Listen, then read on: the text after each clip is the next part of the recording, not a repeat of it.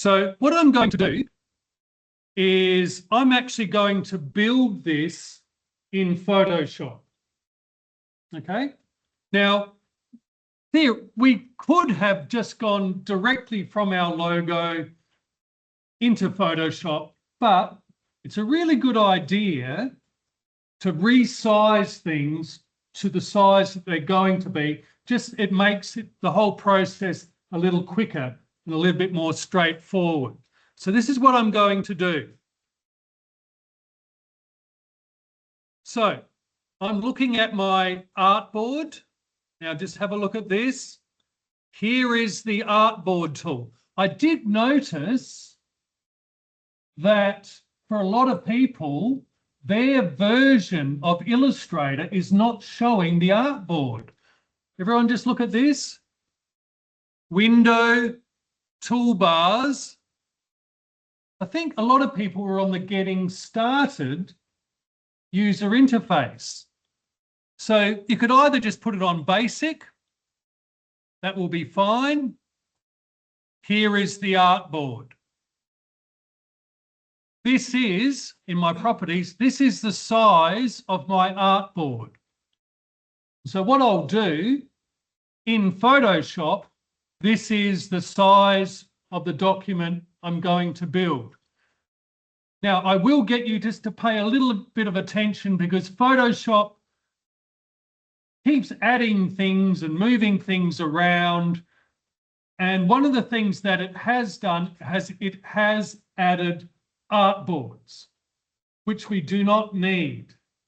And it just complicates things. We can work around it. So this is what I'm going to do. I'll just set this up again. File, new. Choose web.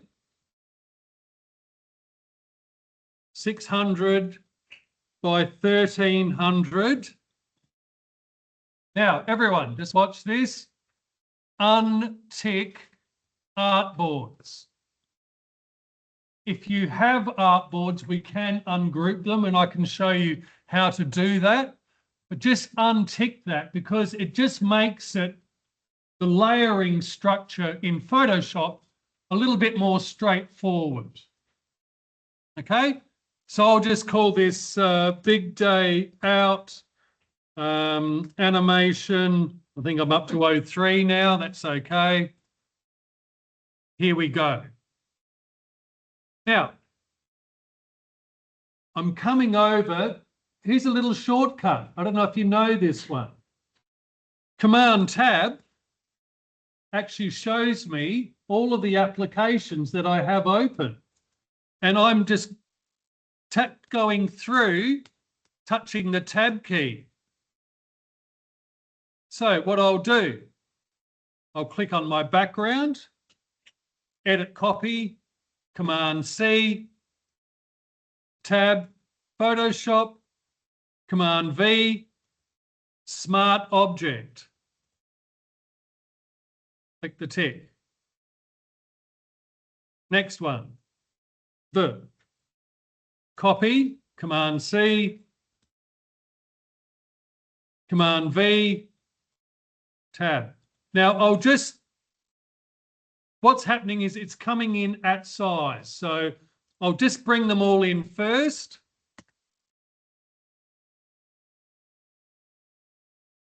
And then I'll get them all in position a bit later. I don't know if you'd noticed this, but coming in as a smart object, it's almost like they're vector. Okay. If I brought them in as layers, if I want to scale them, they get very pixely if I scale them up.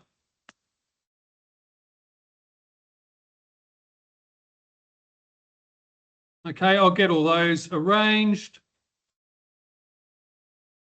Whoop. Might just lock this layer. Here's my little padlock. And I'll just get things in place. This is the hard part, getting it all set up. The animation is going to be very quick.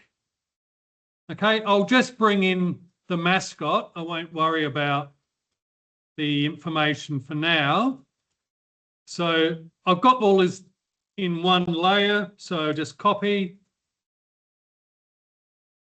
paste. Okay, tap return. I'll bring in the blink, copy, paste. Put that in place, get that done, tap return. Now the last one, copy, paste. Okay. So what I now have, I'm Command plus plus plus. I'll just move everything in place. I can scale things up if I need. Now, everyone, this is one of the little things about animation. This blink is going to happen in a fraction of a second. Probably 1/12 of a second, or even 1/4, much faster than the audience can see. So don't fuss around too much, because if things happen too quickly, it's over and done with before the audience, they see it, but they can't nitpick. They can't see, the details. It's not like having a magnifying glass. There's not enough time. So that's pretty good. I think in terms of the time, that's okay. What I can do is I can just name my layers, just so when I see them, I could even call this O1 big. No, O1 is the, sorry, silly me.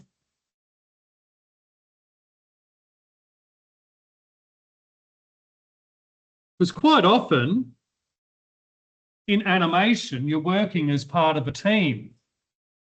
And so if I'm preparing these files for someone else to animate, if I number the order in which they come in and give it to someone, they don't have to ask questions. Say, okay, here's the first one, here's the second one, here's the third one.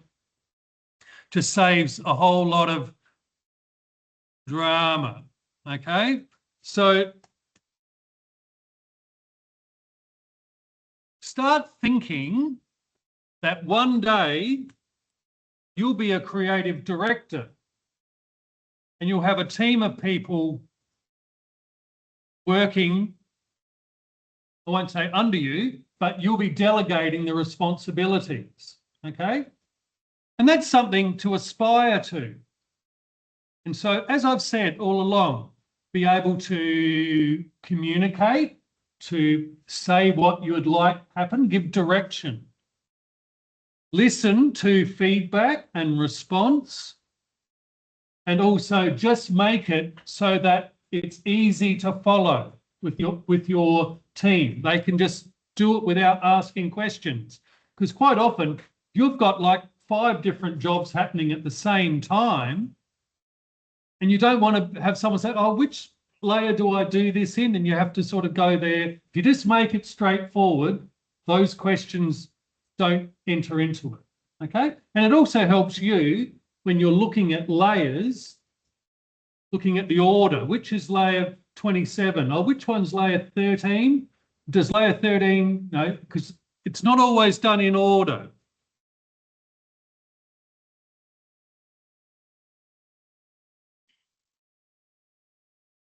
So I'm just naming these.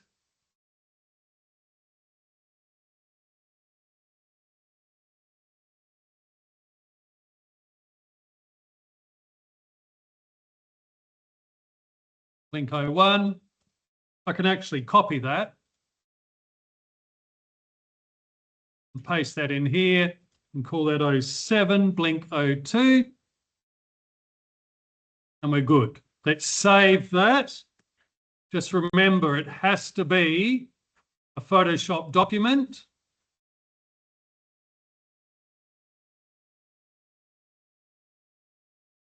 Okay. Now, just as an added bonus, what I'm going to do is I'm just going to show you something else. So what I have here, so everyone just pay attention to this. This is one of the amazing things that Illustrator and Photoshop do together. I've got all my layers in Illustrator. Okay. I'll just save it. I'm going to save this as a Photoshop document. I'm actually going to export it as a Photoshop document. File, export as, and here we can do JPEGs and things, but we also have a Photoshop document. So this is a PSD. So let's just call this 03, like my last one was. Well, actually, I can't do that. So I already have that. 04. I won't use artboards. Export. Write layers. So everyone, just look at this. I could export this as a flattened image if I wanted to. All my layers get squashed together. I can write them as layers. Resolution is screen, color mode RGB.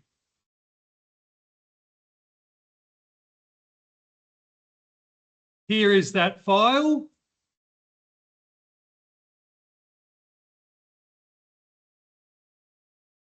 There it is, open in Photoshop.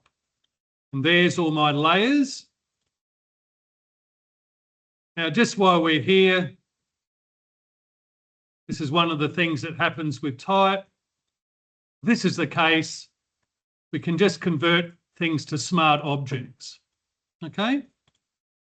So it's sort of like what we were doing with just copying and pasting, but it's just doing it a slightly different way that we're doing it.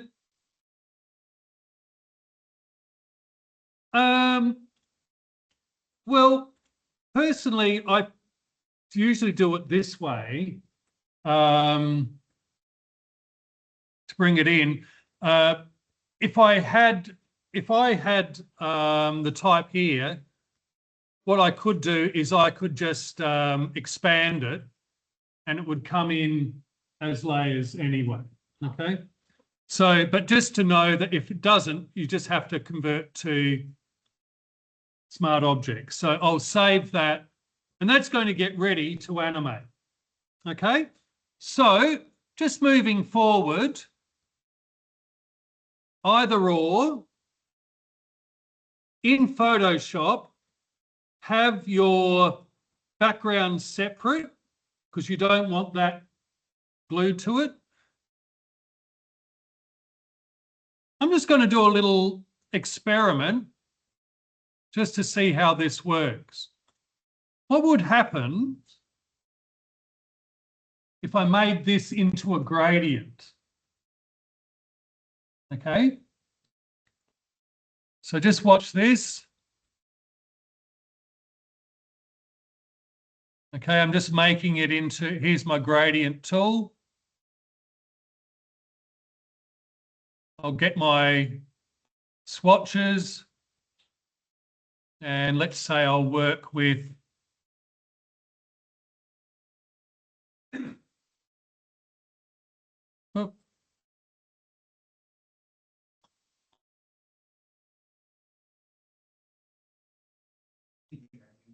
Yep. We've got a little bug in this. All right, maybe what I'll do is I'll get a, doesn't want to do it. All right, I'll come back.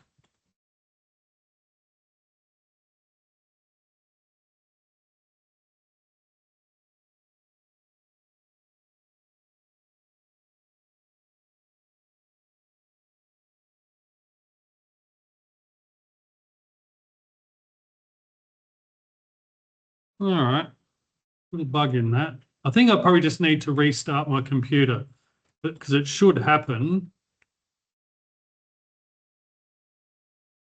a little easier than that.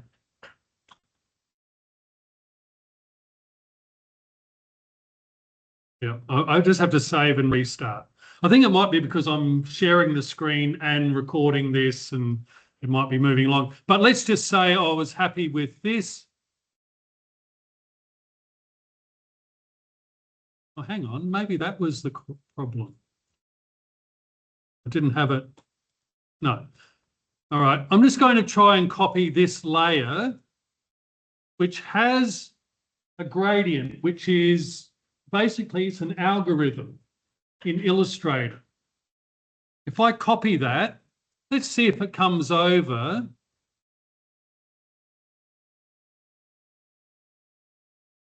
Yep. Okay, so it has come over. All right, so gradients you can copy and paste over in that way. So if I have these ones, copy,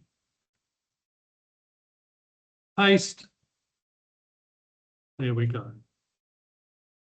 Okay, so if you wanted to have a little bit of a gradient in there, you're able to do that. Okay, so just start assembling in Photoshop, and the next one we'll actually start animating. Okay, so I'll come around and see how you're all traveling.